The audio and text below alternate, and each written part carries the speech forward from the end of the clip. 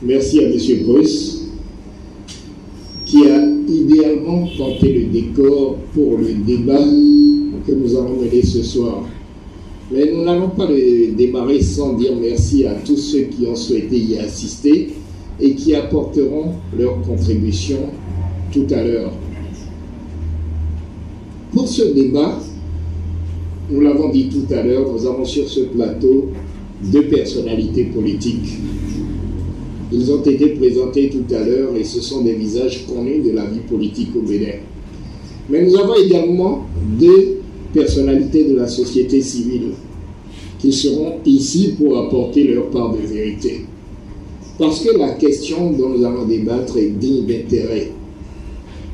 Les élections présidentielles de 2021 et après. Ces élections se sont déroulées, c'est vrai. C'est vrai aussi qu'elles ont été controversées, comme l'a souligné tout à l'heure le représentant de la Fondation. Chacun a son point de vue sur les différentes échéances électorales auxquelles nous avons assisté ces dernières années. Mais il est utile, après qu'une échéance aussi importante dans la vie d'une nation soit passée, que nous puissions regarder vers l'avenir, que nous soyons capables de nous dire vers où nous allons à présent. Et ce sera tout le sel de ce débat que nous allons mener pendant 2 heures, avec votre participation bien entendu. Il me plaît tout de même de rappeler qu'avant de se projeter dans l'avenir, il faut savoir d'où on vient. Voilà pourquoi ma première question à chacun de mes invités, ce sera de savoir quel bilan ils font de la présidentielle de 2021. Et je vais commencer par notre aîné à tous, M. Eugène Zatassou. Quel bilan vous faites de cette élection présidentielle que nous venons de vivre? Merci beaucoup et merci à la Fondation pour m'avoir invité et ainsi d'avoir invité le courant politique que je représente dans le pays. Quel bilan pour la présidentielle de 2021? Bon, vous m'avez entendu sur tous les tons, à travers la presse, à travers les réseaux sociaux, et tant que je pouvais, à savoir que comme les législatives de 2019, en ce qui nous concerne, et les communales de 2020, les élections présidentielles ont été une élection d'exclusion. Une élection d'exclusion qui s'est conduite comme toute situation d'exclusion qui a conduit à un certain nombre de facteurs, à un certain nombre d'éléments de violence. Ça, il faut le reconnaître. Parce que c'était une élection d'exclusion et que l'exclusion, par définition, conduit à la violence par voie de conséquence, quoi. Par conséquence, conduit à la violence. C'est dommage. Et ça a conduit aussi à un certain nombre d'actes, à une élection. On a vu sur les réseaux sociaux, il est vrai, le gouvernement a son explication, mais ça a été une élection avec des éléments indignes d'une démocratie, que ce soit les bourrailles d'urnes, que ce soit les votes multiples, que ce soit des éléments qui discréditent une élection. C'est vrai, le gouvernement a trouvé que c'est les opposants qui avaient organisé ça, mais ça, il faut en rire. Il faut en rire. Si vous voulez, je peux revenir sur ça. Donc, quel bilan? En réalité, 2011, ça n'a pas été une élection. Ça n'a pas été une élection. Ça a consacré l'arrivée de la reconduction du président de la République. Donc, le président de la République est là maintenant, au même titre que les députés, au même titre que les maires, un président de la République nommé, qui s'est nommé à ce poste, qui a choisi ses concurrents tant qu'il a voulu. C'est dommage. C'est le bilan que j'en fais. Merci. Sommairement. Merci. Merci. Monsieur Lazare Servitor. Je fais un bilan très positif de ce qui s'est passé, avec quelques difficultés. Ces difficultés sont liées fondamentalement à notre histoire récente, qui est que toute la classe politique, à un moment donné, était devenue consciente de ce que nous allions à la dérive. Que le nombre de partis que nous avions, que l'absence de débat de qualité, que l'absence de réflexion concrète sur les problèmes concrets de notre société, que ce n'était pas de la démocratie. On en était convenu et on a engagé un processus pour réviser la loi portant charte des partis politiques. Une partie de la classe politique, à partir de là, a commencé par poser des pas qui l'ont conduite dans le décor. Évidemment, c'est toujours mieux d'accuser les autres de ses propres fautes, mais cette classe politique a tenté de se rattraper, n'a pas réussi à se rattraper. Et nous aurions voulu que certains de ces gens participent aux élections. Ils n'y ont pas participé par leur propre faute. Et puis, j'ai constaté que le 5-6, exactement comme le 1er et 2 mai 2020, des commandos ont pris d'assaut des routes, ont posé un ensemble d'actes violents, présentés comme la réponse à ce qu'ils appellent exclusion. Ce n'est pas la population qui s'est révoltée à Banté et à Tchaoulou, c'était commando. Qui sait ce qu'on appelle commando comprend donc que ce n'est pas la population, que c'est des gens qui ont été armés, qui ont eu des armes et qui n'ont pas voulu précisément qu'on ramène l'ordre. Il y a eu quelques affrontements. Et ces choses qui ont été vite maîtrisées, je les regrette personnellement, parce qu'on aurait dû ne pas en arriver là. On aurait pu ne pas en arriver là. Mais pour danser au tango, il faut être deux. Il faut être deux. Quelle que soit la volonté de pouvoir en place, si les autres ne veulent pas participer, si l'objectif est de ne pas participer, vous ne pouvez pas les y obliger. Je pense que de ce point de vue, on n'a pas à les applaudir. Et si je dois me résumer, je dirais que les élections ont eu lieu malgré tout. Qu'il y a eu des tentatives de les saboter, ça n'a pas fonctionné. Le président de la République a été élu. Un taux de participation, écoutez, on peut toujours discuter des taux de participation, ici comme ailleurs. Ici comme ailleurs. Et je voudrais, de ce point de vue, dire que tout ce qui a été programmé, projeté comme cataclysme ne s'est pas produit. Ce pays est debout et il est bien tenu. Merci, M. Lazare Servitor. Je vais me tourner vers Joël Ataïdé. C'est malheureusement des élections qui étaient sans grand suspense. D'abord, pratiquement jouées à l'avance, à travers la difficulté de mettre en œuvre les réformes dont parlait M. Servitor, et les crispations qui sont survenues en retour au cours du processus.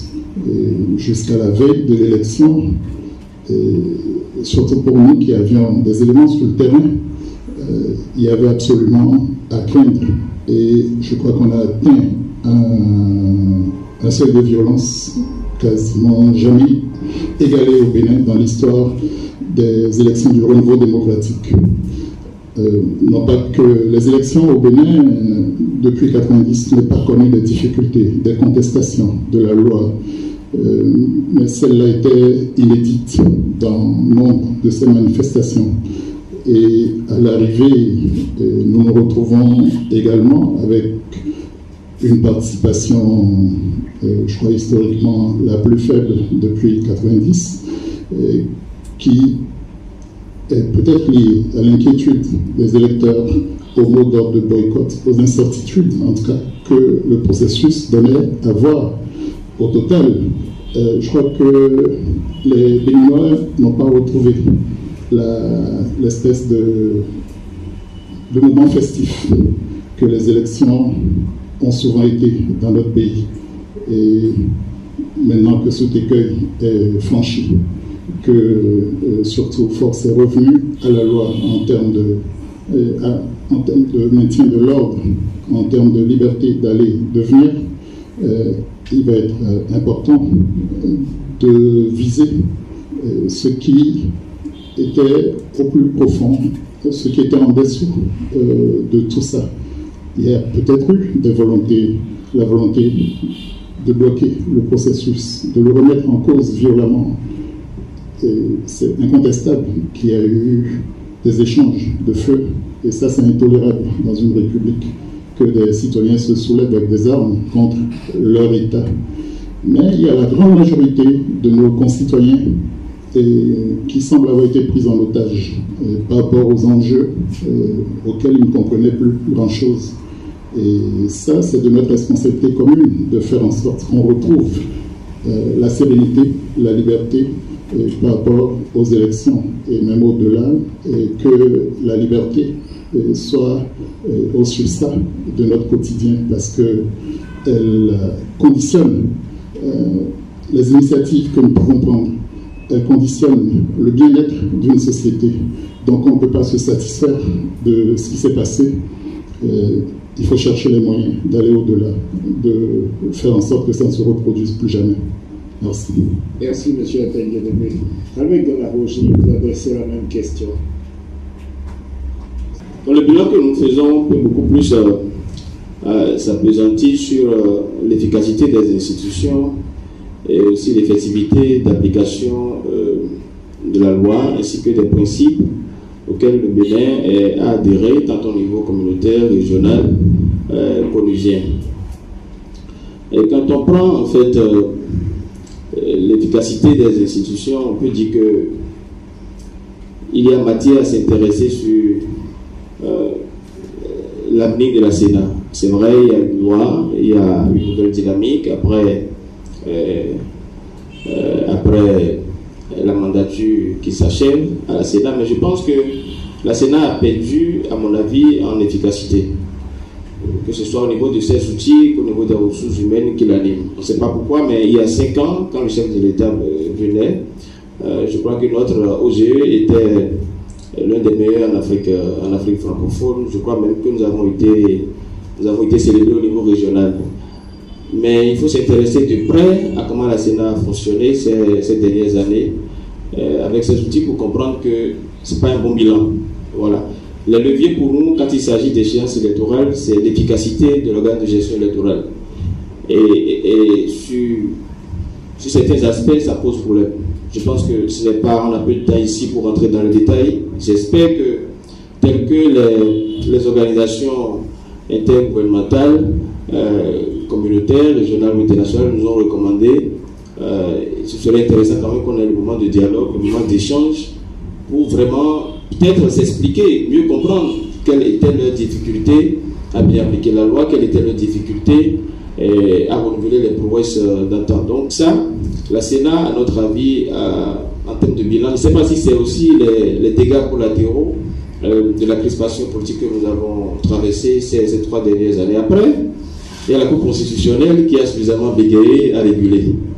Elle a vraiment bégayé à réguler et elle a manqué aussi d'anticipation. Donc, à bien d'égards par rapport au constitutionnel, il y a un souci aussi, c'est-à-dire qu'il y a un sursaut relativement à la Cour constitutionnelle qu'il faudra au plus vite observer. Donc, comme bilan aussi, c'est que les élections 2021 ont été sur la Sénat, ont été sur la Cour constitutionnelle, et après, on se pose aussi la question sur l'efficacité, en fait, l'effectivité d'application de la loi par certains acteurs. Vous voyez, lorsque vous prenez par exemple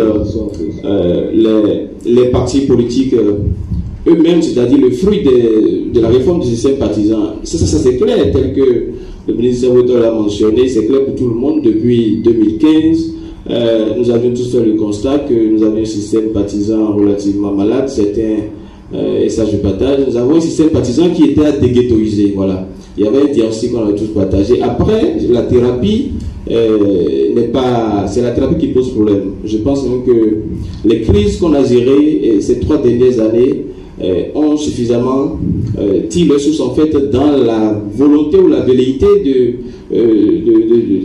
d'atteindre velléité en fait à conduire les réformes au forceps, c'est-à-dire certaines préférés du système n'hésitaient pas à pareilles occasions à mentionner la logique de la thérapie de choc. Non, je pense que quand il s'agit d'une démocratie, quand il s'agit de réforme politique, on ne peut pas mentionner certaines formulations de phrases comme thérapie de choc. Donc, la thérapie de choc a pris par là aussi. Et après, quand vous voyez comment les résultats de cette thérapie de choc par rapport au système partisan, c'est-à-dire les 2 partis politiques qui sont, disons, qu'on devait se présenter comme étant les joyaux de la réforme du système et de la réforme politique, leur fonctionnement aussi, à un moment donné, quand on prend l'efficacité des lois, d'application des lois, on constate en réalité que ces partis se sont même inscrits en rébellion de l'application de la loi.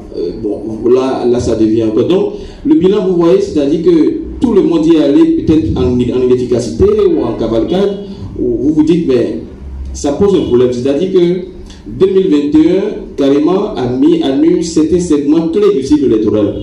Les partis politiques, la Cour constitutionnelle, la Sénat, et puis à la société civile aussi, nous avons notre part de responsabilité et on en a tiré l'essentiel parce que on n'a pas suffisamment, nous avons pensé qu'on avait des institutions qui n'allaient pas reculer autant et on n'a pas suffisamment anticipé, ou du moins on n'a pas suffisamment été rigoureux, on n'a pas suffisamment été activiste sur certaines questions et du coup on a été surpris donc par l'inefficacité de ces institutions de la République qui devraient en principe concourir à des élections libres, transparentes et inclusives. Voilà. Merci à tous d'avoir fait ce bilan de cette présidentielle. Il apparaît que vous êtes tous d'accord sur une chose. Ces élections ont été tout sauf des élections apaisées. Ce qui signifie tout naturellement que, regardant l'avenir, nous devons chercher le moyen de revenir à un consensus, de revenir à des choses qui arrangent l'ensemble de nos concitoyens. Alors, si je vous demandais, Joël Ataï-Guédégbé, quelles sont les pistes qu'on devrait emprunter? Nous allons regarder plusieurs aspects, puisqu'ils sont tous concernés. Nous allons commencer par l'aspect politique. Quelles sont les pistes qu'on devrait emprunter pour arriver à quelque chose de plus apaisant pour nous tous? Je crois que la solution qui tombe comme ça est forcément celle de la réconciliation. Mais sur quelle base? Donc, ce n'est qu'au bout de processus qu'on peut parler de réconciliation. Et je suppose sur des bases claires, sur de nouveaux engagements pour les uns et les autres. Mais en attendant, il y a eu des ingrédients qui ont fortement manqué et qui ont déstabilisé plus d'un, y compris les tenants du pouvoir. Personne ne pouvait se satisfaire de cette absence de pluralisme. C'est un ingrédient fondamental de la démocratie. Quelqu'un a cru devoir dire qu'on n'a pas à forcer l'existence de l'opposition dans l'hémicycle, que ce n'est écrit nulle part. Peut-être. Mais au bout, il n'est pas de démocratie possible sans la perspective de l'alternance. Et il faut qu'elle soit incarnée par certaines forces, qu'on appellerait rapidement celles de l'opposition. Donc, on s'est retrouvé en chemin avec les difficultés d'application de la loi qui ont conduit à ce que ce soit uniquement des forces soutenant le chef de l'État qui se soient représentées à l'Assemblée et qui ont pris des lois qui ont touché à la Constitution, qui ont été assez loin dans la législation. Je crois que c'est le genre d'erreur qu'on doit se garder de commettre quand on est dans ce genre de situation. Le mal est fait, et tout n'est pas mauvais non plus. Gardons-nous de tout noircir. Mais il faut qu'au plus tôt, on retrouve la possibilité d'échanger, même sur nos désaccords. Et si on ne peut pas inclure, si on ne peut pas faire représenter ceux qui ne sont pas d'accord, ceux qui soutiennent notre point de vue, il faut tout faire pour recueillir leur point de vue, pour qu'ils aient le sentiment d'être entendus, de compter. C'est de se sentir exclu qui fait qu'on laisse se développer le genre de tendance qu'on a vu, que tout le monde condamne. Un parti sérieux, républicain, ne peut pas se satisfaire des violences que nous avons eues à l'occasion des dernières élections dans notre pays. Mais si on ne fait rien, l'opposition restera dans la rue et sera reléguée dans l'insurrection, à la limite. Ou alors, cela offrira le prétexte à quelques fauteurs de troubles. En plus des velléités terroristes qui sont autour de notre pays, de nous rentrer dans le lard et de déstabiliser tout. Ce n'est pas d'appeler tout le monde terroriste qui résout le problème, ce n'est pas de diaboliser à tout prix l'adversaire qui fait qu'on est fort, qu'on est sûr de pouvoir diriger un pays. Il faut cette capacité d'écoute, de conciliation, pour définir un minimum qui engage tout le monde, je le répète. Et cet effort-là doit venir de toutes les parties en présence. C'est le premier niveau pour démontrer la volonté de reconstruire ensemble quelque chose de viable. Le reste, on peut continuer d'en discuter ou d'essayer de le définir. Les différents moyens de façon concrète d'y arriver. Oui, mais il est fondamental de placer sur un piédestal le souci de l'autre, le souci de dialoguer et d'échanger, ne serait-ce que pour comprendre les positions soutenues par ceux qui ne sont pas d'accord. Ce n'est pas perdre du temps que de faire ça. Ce n'est pas de la faiblesse non plus. Ce n'est pas non plus nier ou remettre en cause une majorité ou un pouvoir qui serait là. Il s'agit d'élever à la dignité de citoyen toute personne qui fait assaut de bonne volonté pour participer à la vie publique dans notre pays. Et les cadres doivent pouvoir être ménagés s'ils n'existent pas. Je déplore que dans notre pays, par exemple, on n'ait pas de cadre de dialogue interparti. Ramel a parlé des faiblesses de la Sénat. La Sénat, qui a été là pendant 7 ans, aurait pu imaginer ça, aurait pu faire l'effort de créer ce cadre. Bien sûr, ce n'est pas la Sénat qui fait la loi. Elle aussi a été prise un peu au piège de devoir interpréter, de devoir continuer un peu dans l'erreur. C'est persister dans l'erreur qui est dramatique. Nous allons développer un peu tout cela un peu plus tard. Monsieur Lazare Sabrito, quelle serait votre piste à vous pour que le tissu qui a été quelque peu endommagé puisse reprendre de la consistance? Écoutez, il y a des phénomènes marginaux dans tout système. Et lorsqu'il y a des phénomènes marginaux, il faut les traiter comme tels. Je ne vais pas aujourd'hui, moi, penser que il y a eu une telle situation que ça a besoin de situations exceptionnelles, de solutions exceptionnelles, non. Je pense aujourd'hui que du côté du pouvoir, il faut continuer de rester ouvert. Il faut continuer de rester ouvert. Et aussi bien les partis politiques qui soutiennent le chef de l'État que le chef de l'État lui-même affirme constamment cette volonté d'ouverture. Mais il faut qu'en face, il y ait du répondant. Écoutez, si on veut être honnête au Bénin aujourd'hui, on doit pouvoir comparer les 10 ans avant 2016 et de 2016 à 2021. Est-ce qu'il n'y avait pas eu d'opposition? il y avait bien l'opposition. Je me souviens encore de cette histoire de l'EPI, où l'opposition estimait qu'il ne fallait pas aller aux élections sur la base de la LEPI qui était en train d'être mise en place. Au sein de l'opposition, certains ont dit qu'il faut boycotter la LEPI. La majorité a dit non, il ne faut pas boycotter la LEPI. Il faut continuer d'attaquer tout en participant au processus. On n'a pas armé des gens pour se mettre dans la rue. On a fait des manifestations dans ce pays. On n'a jamais utilisé la violence. Jamais. Mais quand on compare de 2016 à maintenant, au moindre désaccord, violence. Est-ce que ceux qui étaient dans l'opposition entre 2006 et 2016, c'était des manchots?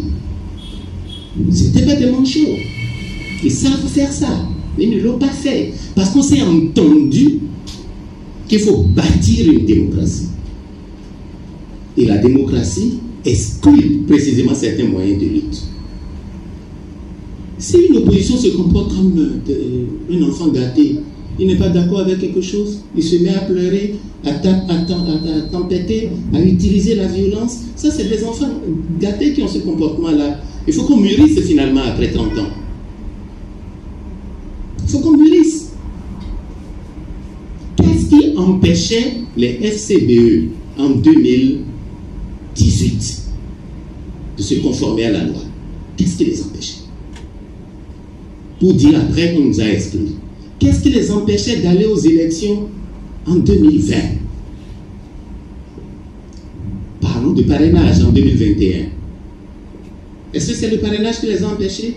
Est-ce que eux et nous, eux qui sont dans l'opposition aujourd'hui et nous qui sommes soutenant le pouvoir aujourd'hui, est-ce que nombre d'entre nous n'avions pas tout le temps réclamé le parrainage pour arrêter avec certains types de candidatures, de dérapage que nous constatons à notre système?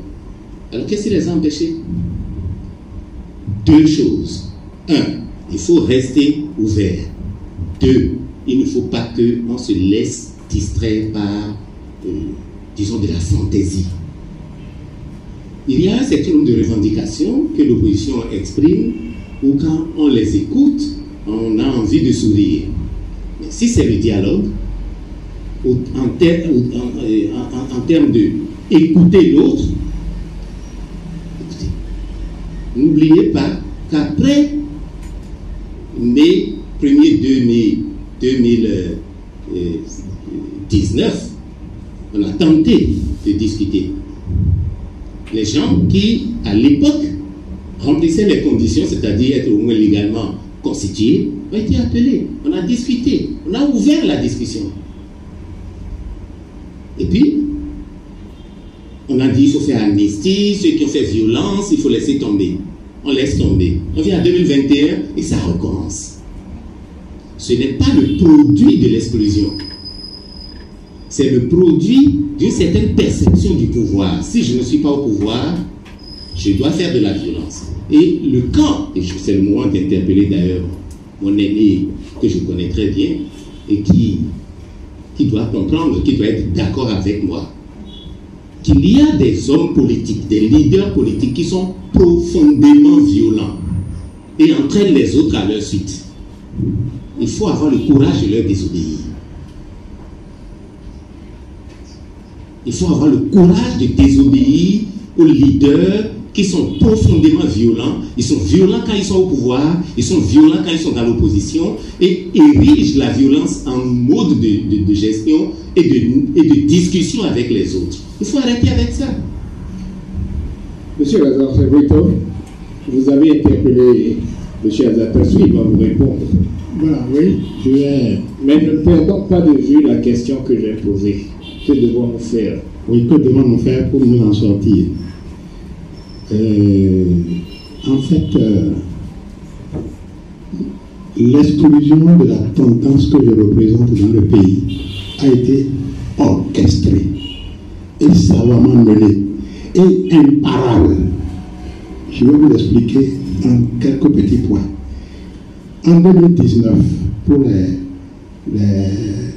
législatives, nous n'étions pas d'accord avec l'invention faite par la Cour constitutionnelle du certificat de conformité.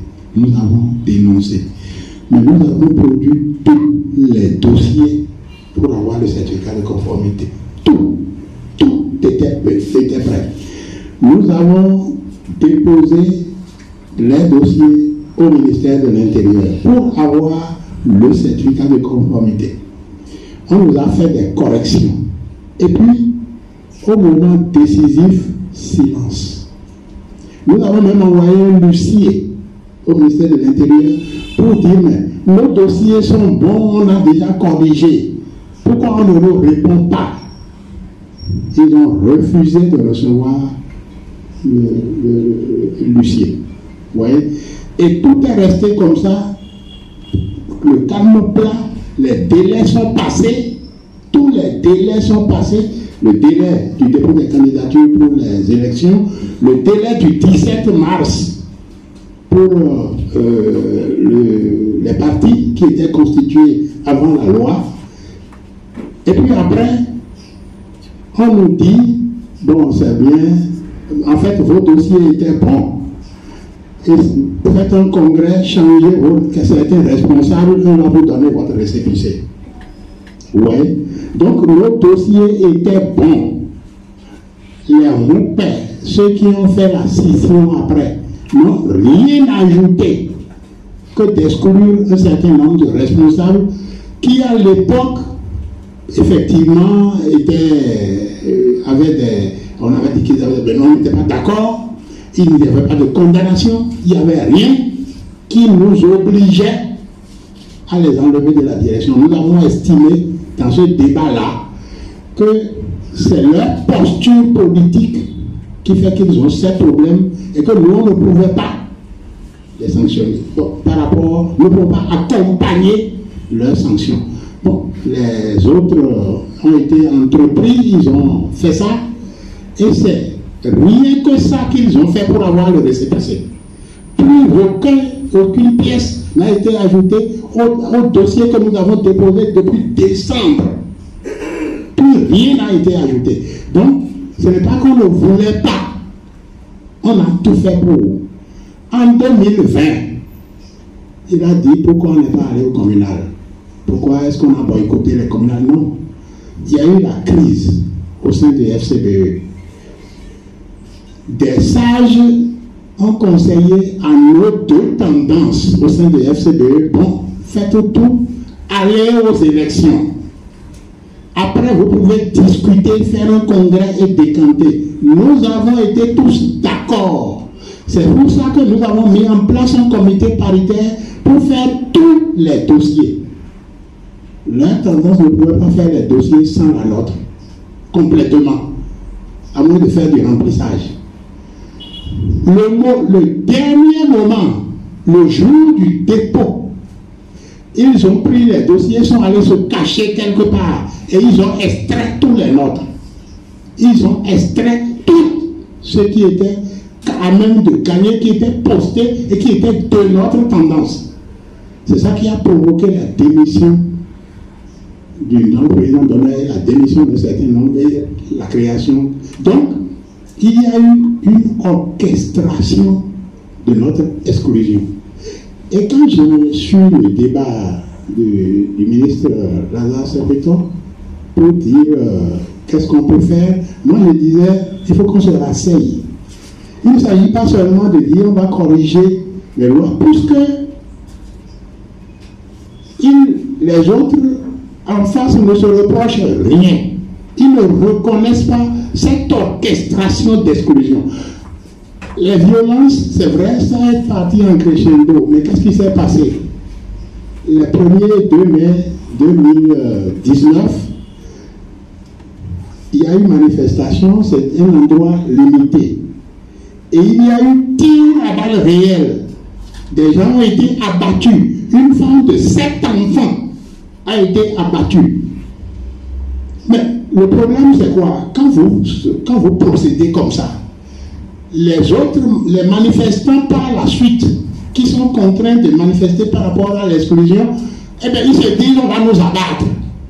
Donc, le problème c'est quoi? C'est que si cette gouvernance ne change pas, c'est cette gouvernance d'exclusion qui est la cause des problèmes. Et si ça ne change pas, on risque malheureusement d'aller d'escalade en escalade. Moi, je vais appeler le peuple béninois, c'est peut-être une solution, à dire ils ne veulent rien concéder, ils ne veulent rien changer. Bon, par rapport à ça, n'ayez pas peur de la répression, des massacres orchestrés. N'ayez pas peur. Ne faites pas la violence pour autant. Mais protestez tous les jours, autant que vous pouvez. C'est ça qui peut être la solution à ce problème. Sinon, s'il y avait un petit frémissement de leur part, c'est de nous asseoir et de rediscuter de notre mieux vivre ensemble. Voilà. J'ai vraiment le sentiment que vous êtes sur des positions inconciliables. Alors que nous sommes ensemble en train de regarder l'avenir, je vais vous redonner la parole tout à l'heure pour que, hommes politiques en face l'un de l'autre, vous puissiez quand même nous dire dans quoi vous êtes capable de vous engager pour que nous puissions avoir un avenir pour ce pays. Je vais d'abord donner la parole à Albert Gandahou pour qu'il nous dise pour lui quelles pourraient être les pistes pour l'avenir au plan politique. Merci. Je crois que tout à l'heure, mon aîné Ataï Gedebé mentionnait le besoin de réconciliation. Et en même temps, ça me fait penser aussi à la nécessité de tenir quand même un certain langage de vérité. Parce que la réconciliation va de pair avec la vérité. Et la vérité n'a pas besoin d'être membre du bureau de l'Union progressiste, membre du bureau du Bloc républicain, membre du bureau des démocrates, ou quel parti encore. Quand on est citoyen et qu'on lit nos lois, et qu'on suit les décisions, les faits, les actes de gouvernement, on n'a pas besoin d'être...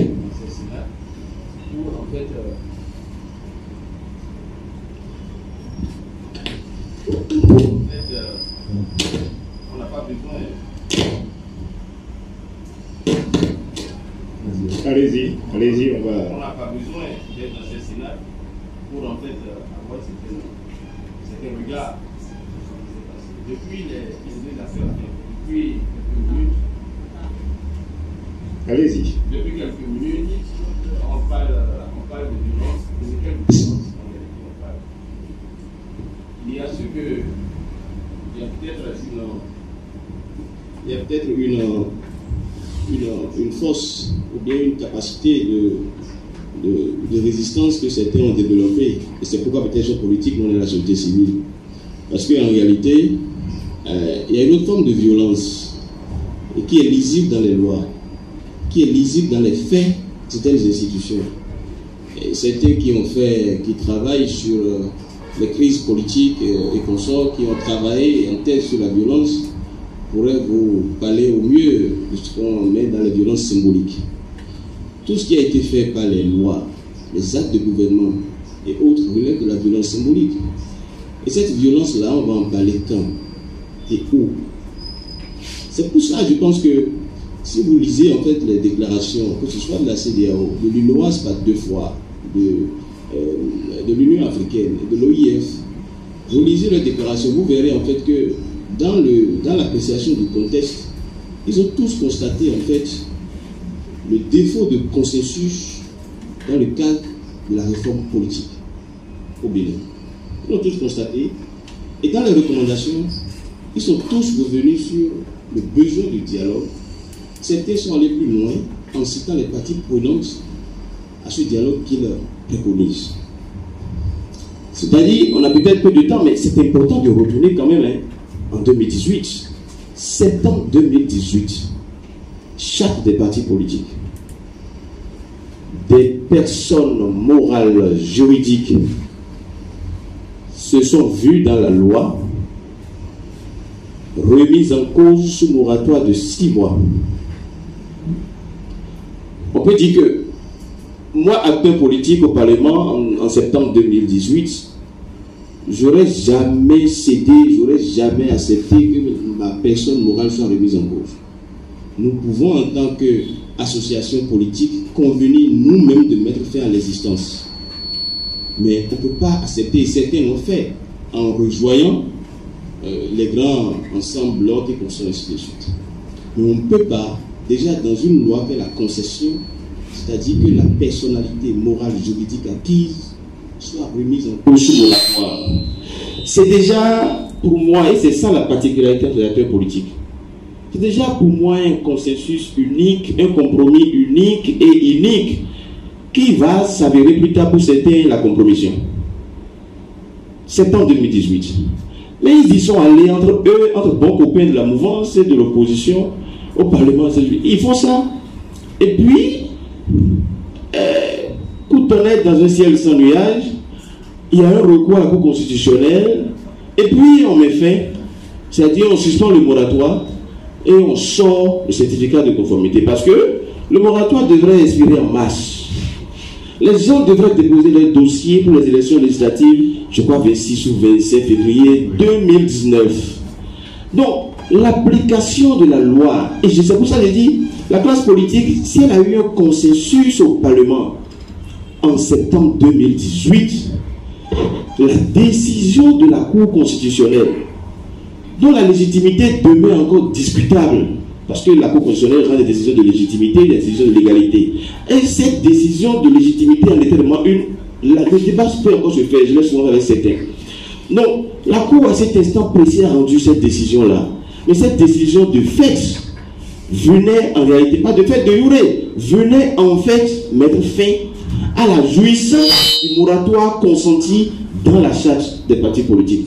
Vous voyez, ce qui s'est passé après tout ce que les gens ont exposé, et que nous avons monitoré et mis dans notre rapport, c'est-à-dire les difficultés que les gens ont connues, que ce soit avec l'administration fiscale, que ce soit avec le ministère de l'Intérieur, tout ce à quoi le Bénin a adhéré, tant au niveau communautaire, régional, conusien, l'État, quand il s'agit de l'exercice de la justice des droits politiques, l'État crée un environnement favorable.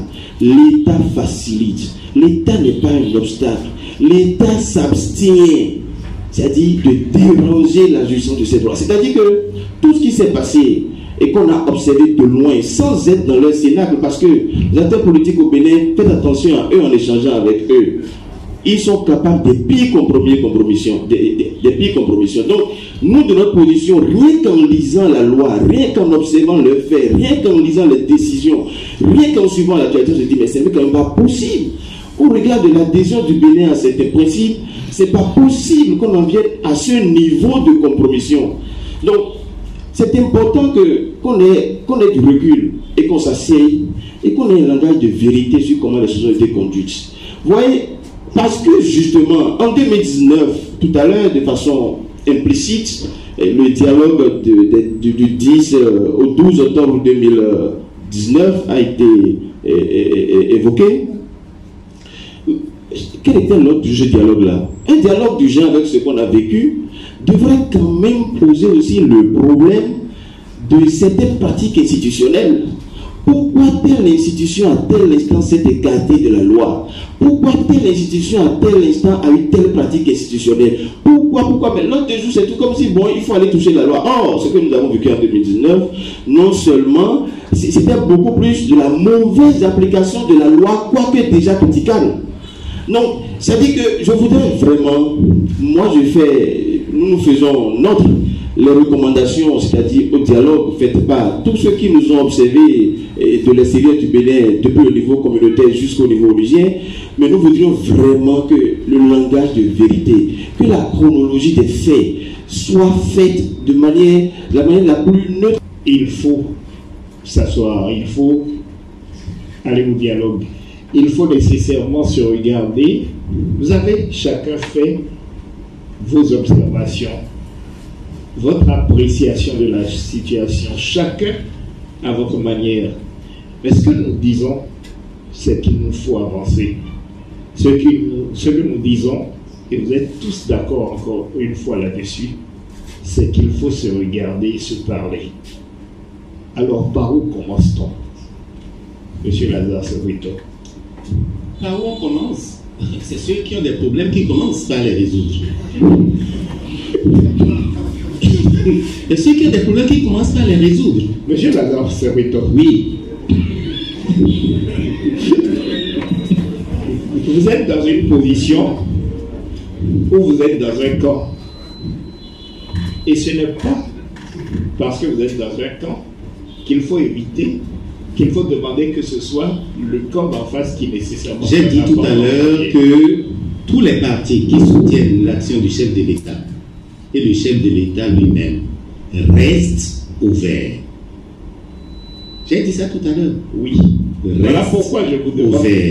Voilà pourquoi je vous demande par où on commence. Je veux par exemple que demain matin, que mon aîné qui est là, qui représente les démocrates, que l'Union progressiste dont je suis membre, commence à se rencontrer pour discuter du pays. Que les autres partis qui sont ici et là, qu'on s'asseye et qu'on discute du pays. Parce que c'est de ça qu'il est question. Vous voyez, hier ou avant-hier, quand un monsieur a pris une baffe, de l'extrême gauche à l'extrême droite, tout le monde a reconnu qu'il y a des choses qu'on ne doit pas faire en République, qu'il y a des choses qu'on ne doit pas faire en démocratie. Et il y a eu comme une sorte d'unanimité. Ça veut dire quoi?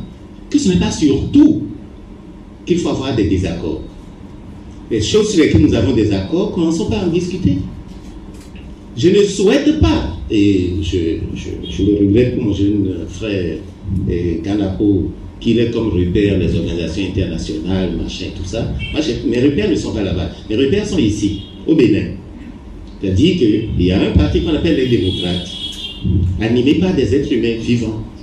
Il y a des partis qu'on appelle l'Union progressiste et d'autres, animés par des êtres vivants. Parfois même, ceux qui sont de l'un et l'autre côté sont des amis et frères. Pourquoi on ne peut pas s'asseoir pour parler? Ils peuvent. C'est par là que ça commence. Quant à celui qui dirige le président de la République, le président de la République, s'il a un challenge aujourd'hui, c'est d'appliquer d'abord son programme pour lequel il a été élu. C'est d'appliquer son programme. Et si les forces politiques veulent bien commencer par se parler, il n'est pas exclu du tout, et je suis sûr qu'il est disposé à cela. Il n'est pas exclu du tout qu'il dise, mais attends, qu'est-ce que vous dites là?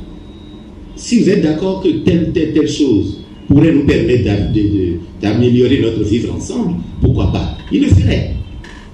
Donc, attendez. Oui. Donc, je pense fondamentalement, il y a, je ne sais plus quelle organisation qui dit que c'est celui qui est au pouvoir qui va tendre la main. Sur quelle base? C'est quelle base? Est-ce que c'est exactement ce qu'on dit? Ou on dit plutôt que celui qui a le plus de force est celui qui est en meilleure position pour ouvrir? C'est pourquoi j'invite les démocrates, s'ils le veulent bien, dès demain matin, on peut s'asseoir et discuter. Voilà une invitation qui vous est lancée, M. Azatassi. Bon, j'ai été tellement trompé que lorsque la main est tendue de cette manière, je crains de tendre la mienne parce qu'on me dit de me la couper. Donc, peut-être que si on formalisait, on pourrait peut-être étudier dans quelles conditions ça pourrait se faire. Mais je ne peux pas d'ores et déjà dire ici, puisque vous parlez de formaliser. La question, moi, je vous prends au mot. Qu'est-ce que vous entendez? Je dis, si ça se formalise, on pourrait étudier dans quel contexte ça peut se faire. Il y a un contexte, il y a des conditions, un contexte. Mais parce que la question que je me pose après les présidentielles, il y a les législatives de 2023. Aux législatives de 2019, c'est une formule qui a été trouvée pour m'exclure.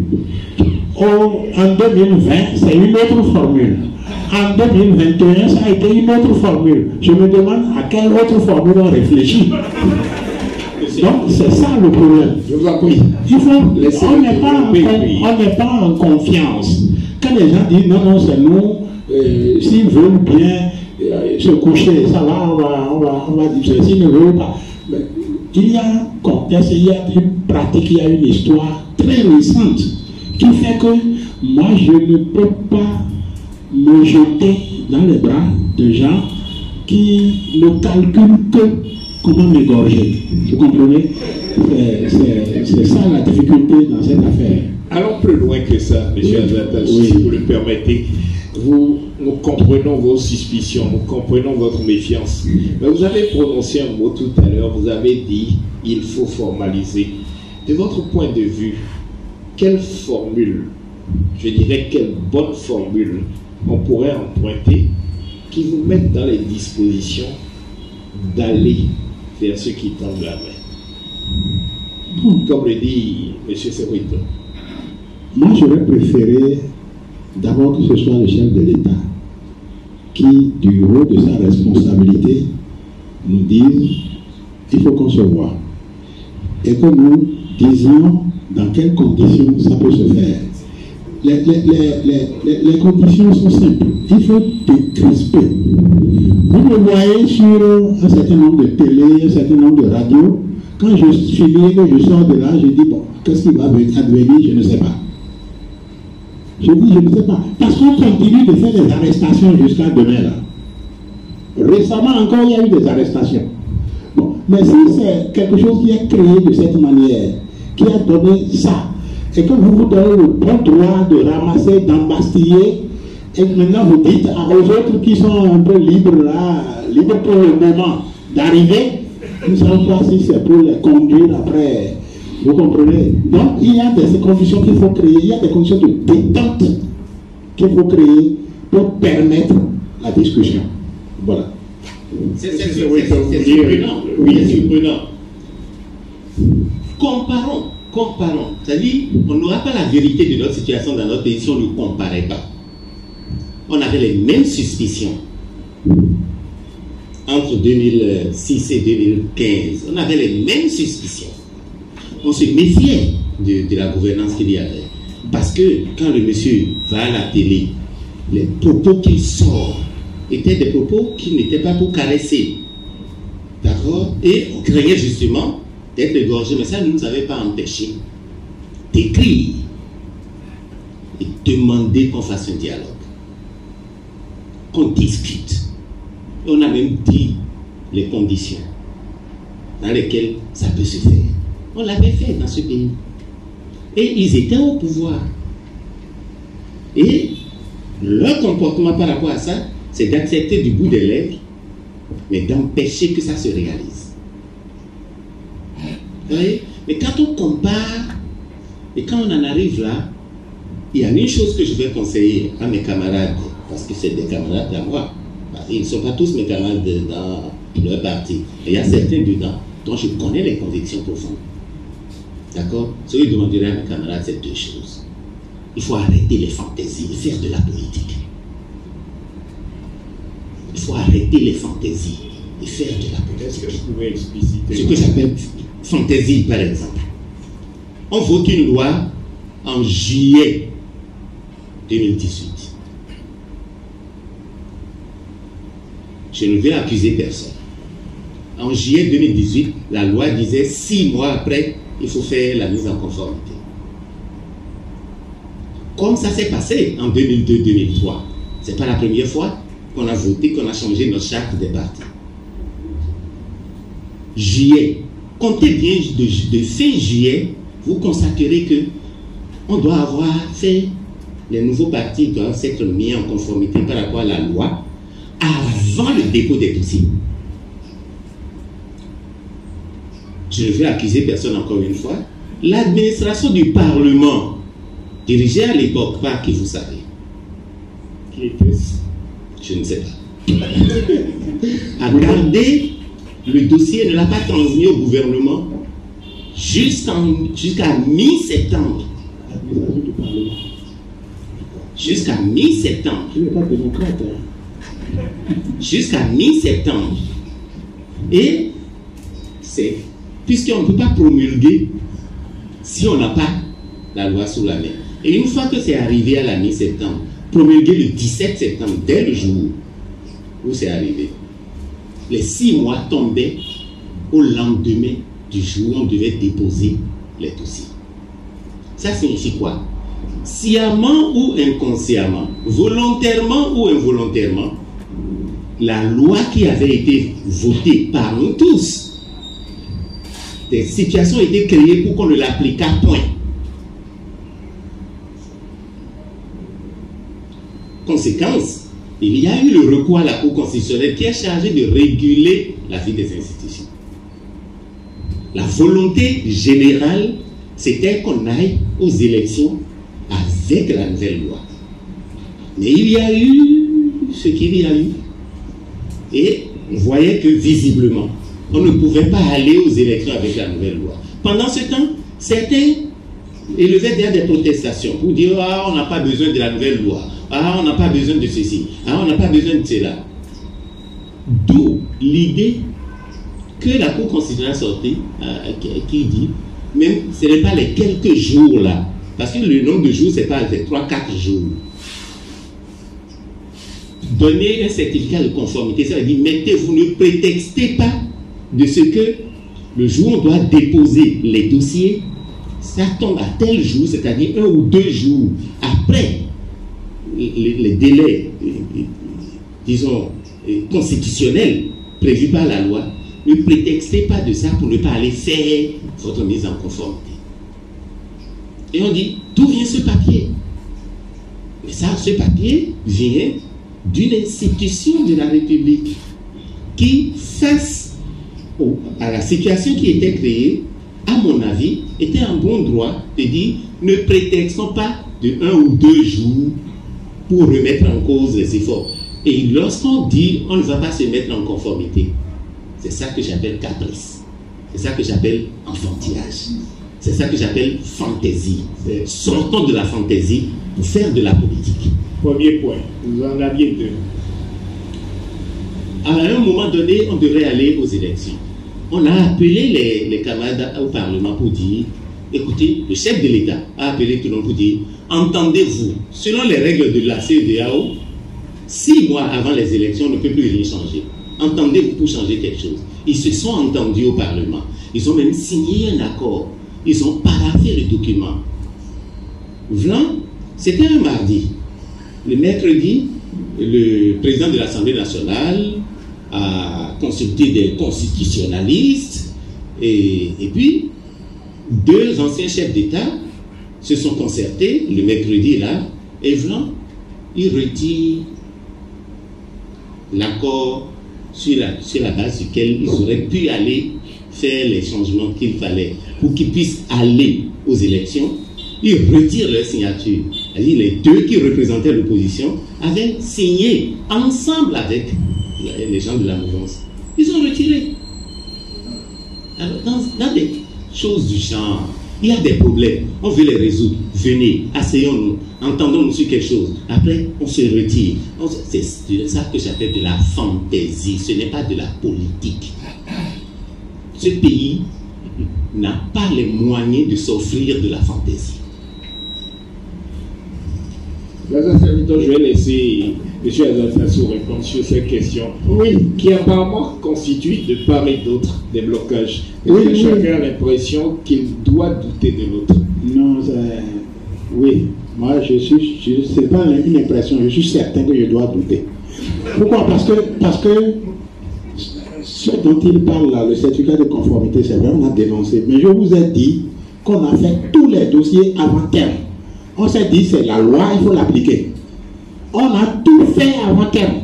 Et puis, pourquoi est-ce qu'on a décidé du Sénat? C'est dans le sens du consensus de la conférence nationale où toutes les parties doivent être présentes. Mais pourquoi ils donnent l'autorisation, ils donnent la faculté au ministère de l'Intérieur ou au DG du Trésor de dire qui va participer ou qui ne va pas participer aux élections. Donc on a fait tout était bon. Ils nous diront plus tard, ce n'est pas quelques jours, hein. C'est fin février, et puis l'autre c'était le 17 mars. C'était le 17 mars. Le session transitoire expirait le 17. Le 17 mars. Or, c'était fin février, le 26. Le 26. Bon, donc... C'est le 26, ça faisait 6 mois. Oui, non, Que le 26, le 6 mars, c'est le 17 mars. Le 17 mars, pour les dispositions S'il vous plaît, transitoires. la loi a été votée en fin juillet. Oui, d'accord. Non, vous avez dit que la loi n'a pas été transmise et que ça a été signé que le 17 La septembre. loi a été votée en fin juillet. Ça n'a été transmis qu'à la mi-septembre au gouvernement. Mais ce n'est pas nous qui transmettons. Ok, mais ce n'est pas nous qui avons enlevé. C'est vous, il est de la mouvance. Ce n'est pas nous qui Le avons président de enlevé. l'Assemblée est de la mouvance. Il y est encore. Écoutez, Il y est encore. écoutez, Oui. Je ne voudrais pas que ce soit un dialogue de sourds. Faites en sorte simplement que nous puissions restituer des faits. Le délai réglementaire, quand tout ça là est passé, quand ils ont fait entre eux des crocs en jambes, c'est maintenant que je comprends. Quand tout ça est passé, le délai c'était le 17 mars. Et la fin des dépôts de dossiers à la Sénat, c'était 26 ou 27 février. C'était 26 ou 27 février. Donc, ça là, ce temps-là, ça permettait, on pouvait, sur la base de notre ancien récépissé qu'on avait, on pouvait aller aux élections. Parce que si la Cour constitutionnelle ne raccourcissait pas ça, est-ce que vous voyez, elle n'a pas le droit de le faire. Elle n'a pas le droit de le faire. Elle n'a pas le droit de le faire. Non, elle n'a pas le droit. Par conséquent, c'est manigance. Et ensuite, malgré ça, je vous ai dit, nous avons déposé notre dossier pour avoir le certificat de conformité en décembre. Ce n'est pas vers janvier ou février. Nous avons déposé en décembre. Et c'est sur la base de ce dossier déposé en décembre que le récépissé a été donné au père par la suite. Plus, après les corrections qu'on a eu à faire, plus rien n'a été ajouté. Vous comprenez? Donc, ce n'est pas des caprices. Les caprices, c'est là où vous ne les soupçonnez pas. On a orchestré pour nous empêcher d'y aller. C'est le ministère de l'Intérieur qui devait donner le certificat de conformité. Le dossier était bon. Je lui ai posé la question d'ailleurs, quand on s'est rencontrés, eux et nous, après que le chef de l'État lui a dit, allez le voir, il va vous régler vos problèmes. Je lui ai dit, mais si notre dossier était bon, pourquoi vous ne nous avez pas donné le certificat de conformité? Bon, il a dit non, que c'était la période électorale et que eux, ils étaient déjà occupés. C'est l'administration qui est occupée au point par la période électorale de ne pas donner un papier qui permettait à d'autres d'aller aux élections. Vous comprenez? Non. Je crois qu'il y a, moi, on ne peut pas enlever de ma tête que notre exclusion a été orchestrée. Et quand c'est comme ça, c'est facteur de désunion, c'est facteur de problème au sein de la société, c'est facteur de violence. Voilà. C'est exactement ça. Nous allons mettre une pause à vos accusations mutuelles et écouter les acteurs de la société civile qui sont sur ce plateau pour qu'ils nous disent de leur point de vue vers où nous devons amener nos forces politiques. Quelle démarche on pourrait envisager pour qu'elles arrivent au-delà des suspicions, des méfiances, des accusations réciproques? Comment on pourrait faire? Monsieur Amou, oui, avant de leur donner la parole, je souhaite que vous sachiez faire quelques remarques, et à lui et à moi. Lorsqu'on fait un débat, on ne sort que des éléments vérifiables pour abattre tout le monde. Et lorsque constamment l'argumentation est fondée sur des choses qu'on ne peut pas vérifier, Monsieur Samuel, dans quel débat là? Monsieur Samuel, je vous ferai remarquer que personne n'a demandé. On peut vérifier.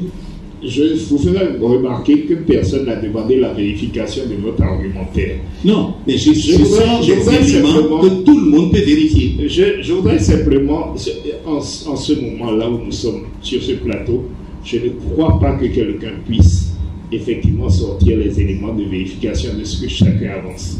À partir de ce moment-là, moi je pars du principe que vous êtes tous les deux véridiques, que de bonne foi, dites ce que vous croyez de bonne foi. Ensuite, nous avancerons vers les autres questions. Voilà pourquoi je demande à nos acteurs de la société civile de nous dire quel chemin nous pourrions indiquer pour que nous allions de l'avant dans ce qui apparaît aujourd'hui comme une confrontation, mais qui pourrait très bien aboutir à quelque chose de positif pour notre vivre ensemble. Je vais commencer par M. Ahmed Galao. Merci. Je voudrais que vous soyez le plus concret possible. Oui, très concret. Je crois que dans ce pays, nous avons actuellement au Parlement des acteurs qui, de par leur position antérieure, étant la société civile, avaient suffisamment travaillé, quand bien même ils n'avaient pas une opinion, c'est-à-dire d'adhésion à la politique gouvernementale de 2006 à 2016, avaient quand même la possibilité de contribuer en tant qu'acteur de la société civile à l'écriture de telles lois. Je pense au code électoral de 2013, où mon aîné est encore présent, il pourra mentionner combien la société civile a été associée. Quand la société civile, quoique n'ayant pas un langage, c'est-à-dire tendre par rapport à la gouvernance en cours, avait carrément, disons, en initiative et en tout engendré, c'est-à-dire ce code électoral-là. Pour dire quoi? Pour dire que nous avons un problème de redevabilité parlementaire depuis 2016. Je vais demander à tous ceux qui nous suivent ici d'aller télécharger sur le site de la Cour constitutionnelle la décision, sa décision sur recours relativement à la loi sur l'embauche. C'est le recours d'un parlementaire, l'honorable Guy Mitogwe. Quand vous allez lire cette décision, vous allez voir dedans, dans le cadre de l'instruction, ce qu'on peut constater comme étant une inefficacité de ce que le ministre Saboto prend comme en fait, c'est-à-dire, disons, des actes de sabotage. Le problème de l'inefficacité de l'action du Parlement, allez lire cette décision, vous verrez dedans, cette administration se mue dans l'index. Elle est inefficace. Vous savez, nous, c'est pourquoi je dis, nous ne rentrons pas, nous, la société civile, M. Amelon, nous ne rentrons pas dans les micmacs de politique. Mais nous suivons de près, c'est-à-dire la gouvernance de notre pays. Et il y a des problèmes sur lesquels nous pensons que des réformes que le système actuel a, c'est-à-dire a engagées, il y a beaucoup à dire, il y a beaucoup à faire, parce que c'est quand il y a problème que chacun interprète les choses à sa manière, mais sans anticipation sur les problèmes réels que nous avons. Ce que le ministre a interprété par rapport à la loi qui est finalement entrée en vigueur le 7 septembre 2018, mais c'est une efficacité du Parlement, allez la décision, vous allez voir que c'est une efficacité récurrente, qui n'est pas ponctuelle par rapport à cette loi-là. Maintenant, si nous avons l'administration... Oui. Je souhaiterais que vous nous disiez ici ce que nous devons faire concrètement pour renouer le dialogue, pour retrouver un consensus qui permettrait qu'ensemble, les acteurs qui animent la vie politique de notre pays puissent marcher vers une destination. De façon très concrète, de façon très concrète, c'est qu'il faut justement que les acteurs politiques évitent de faire ce qu'ils sont en train de faire ici maintenant. La suspicion sans une analyse à froid, analyse clinique des problèmes réels que nous avons. Je viens de vous dire, par exemple, pendant que la situation de la loi sur la charte de la vie politique a été interprétée ainsi par le ministère Ouedo, je vous dis par exemple que sur pièce à l'appui, allez lire l'instruction de ce dossier-là, de ce recours-là. Vous serez déçus du Parlement dans son fonctionnement. Vous en serez déçus. Et quand, c'est-à-dire, on n'apprécie pas les situations à froid, avec du recul, et c'est-à-dire, on va tout le temps, quand on s'assied pour apprécier les problèmes, nous irons parce que le contexte est déjà assez chrysogène, assez complexe. Mais si on y ajoute les suspicions, c'est fini. On ne pourra jamais dialoguer. C'est pourquoi moi, c'est-à-dire qu'il faut qu'on s'assieye et il faut que les acteurs se débarrassent de toute suspicion. Comme l'a souhaité le ministre Ouedo, qu'avec pièce à l'appui, preuve à l'appui que la vérité triomphe. C'est important. Il faut qu'on ait un dialogue débarrassé de suspicions, débarrassé de mensonges, débarrassé de condescendance, débarrassé en fait de fait de presse, et que chacun, c'est-à-dire, se regarde, qu'on se souvienne de ce que nous avons été. Qu'avons-nous été? Moi, je suis de la société civile, mais je n'ai pas la même capacité d'implication dans le processus législatif tel que certaines années l'avaient. Vous avez des lois qui sont votées 24 heures chrono. vous ne pouvez même pas réclamer, c'est-à-dire, vous demandez d'avoir certaines pièces, vous insistez sur ça, le Parlement vous dit non, la loi, elle est la toilette, c'est-à-dire la relecture, toilettage, et relecture, toilettage.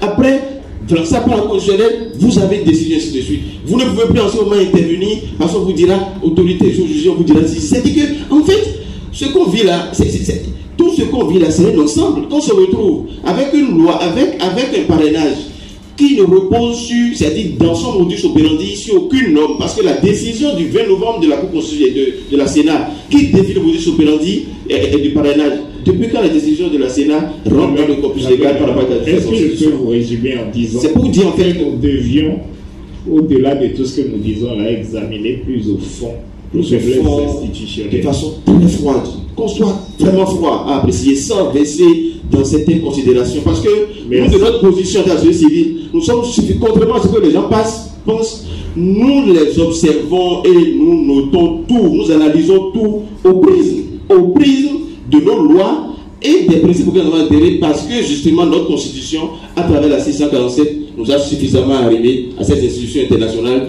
qui répondent généralement quand l'État béninois même se soumet régulièrement à la redevabilité régionale et internationale. C'est en fait de ça que nous sommes dans les institutions quotidiennes. Merci, Albert Galapou. Je vais interroger Joël Ataïguedek, mais lui poser la même question. Au-delà de toutes ces contradictions que nous observons, quel est, de votre point de vue, de façon concrète, le chemin que nous devons prendre? C'est fondamentalement le chemin de la tolérance, de la présomption, de la bonne foi. Il ne faut pas exclure que dans le jeu politique, on ait des cartes sous la manche et qu'on joue un peu.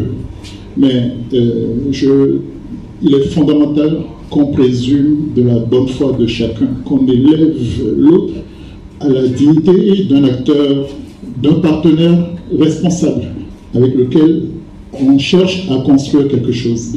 Il ne s'agit pas d'unanimisme, il ne s'agit pas de refondre tout le monde ensemble. Non, c'est avec nos différences, dans le respect de nos positions, parfois antagonistes, parfois qu'on ne comprend pas, et qu'on progressera. C'est dans l'acceptation que nous pouvons ne pas être d'accord sur tout. C'est une illusion de croire qu'en 2-3 jours, même en 100 jours, qu'on serait les meilleurs amis du monde. Ce n'est pas de ça qu'il s'agit. Il s'agit de redéfinir le vivre ensemble. Et il doit être basé sur la tolérance, sur l'acceptation de la différence. Mais dans la vérité, effectivement.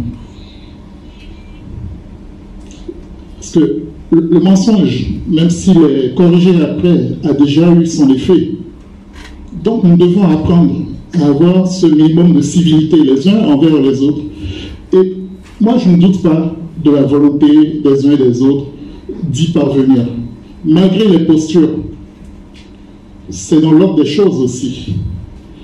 J'entends et je me félicite même de ce que le chef de l'État, lors de son investiture, a dit que les élections étaient derrière. Elles ne sont pas tant que ça derrière, elles sont encore là avec nous. Donc, il y a des questions à traiter. Donc, il faut accueillir le conflit. Il faut identifier les questions fondamentales, les questions récurrentes. Ahmed en a soulevé. Qu'avons-nous fait de notre vie institutionnelle, de l'idéal de séparation des pouvoirs? Bien sûr, il n'y a pas de séparation absolue qui soit. Il y aura toujours collaboration. Mais dans les principes, est-ce que nous n'avons pas reculé? Peut-être dans la volonté de bien faire. Mais aujourd'hui, nous en payons un peu le prix. On a parlé du contrôle de constitutionnalité, certes, mais le processus même d'adoption des lois pose problème. La majorité au pouvoir doit accepter de se corriger et de ne pas aller dans le mur. Nul n'a la science infuse. Et l'opposant d'aujourd'hui, M. Azatassou, est très bien placé pour le savoir. Il officiait comme directeur de cabinet jusqu'en 2016. Bon, inversion des rôles. Bon. Donc cela, l'alternance nous guette tous. Et il vaut mieux traiter l'autre avec considération. Les partis doivent apprendre à travailler ensemble. Il ne s'agit pas de se confondre. Est-ce qu'il faut nécessairement l'autorisation du chef de l'État? Je n'en suis pas convaincu. Il saura donner certainement les signes qu'il faut à sa majorité. Oui, mais vous savez, il semblait attendre un déclenchement de la part du chef de l'État. Il faut aussi que l'opposition apprenne quelque peu à formuler ses exigences de manière réaliste. Ce qui est faisable, il faut le faire déjà.